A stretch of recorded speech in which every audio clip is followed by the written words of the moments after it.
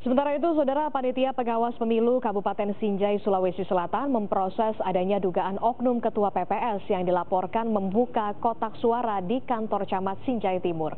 Ketua Panwaslu Kabupaten Sinjai, Sulawesi Selatan, Andi Rusmin Kayung mengatakan telah memanggil Ketua PPS Desa Patalasang, Kecamatan Sinjai Timur yang diduga membuka kotak suara hasil pencoblosan pilkada.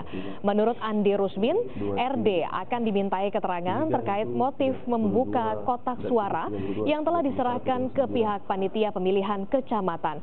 Sebelumnya, RD ini kepergok membuka kotak suara di aula kantor kecamatan Sinjai Timur yang dijadikan sebagai sekretariat PPK pada Kamis dini hari sebelum rekapitulasi suara pilkada tingkat kecamatan digelar. Saat diperiksa di Reskrim Polres Sinjai, RD beralasan ia membuka kotak suara untuk mengambil formulir model C1 yang terlanjur dimasukkan petugas KPPS.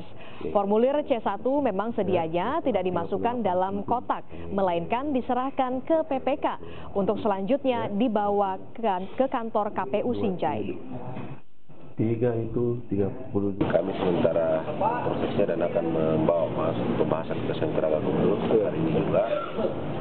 Terkait itu memang kalaupun kemudian merujuk kepada Undang-Undang Nomor 10 Tahun 2012 Pasal 2, itu memang bisa, kalau itu bisa terbukti bahwa itu dilakukan, maka itu bisa mengarah kepada pemungutan suara ulang sebagaimana juga diatur di PKPU.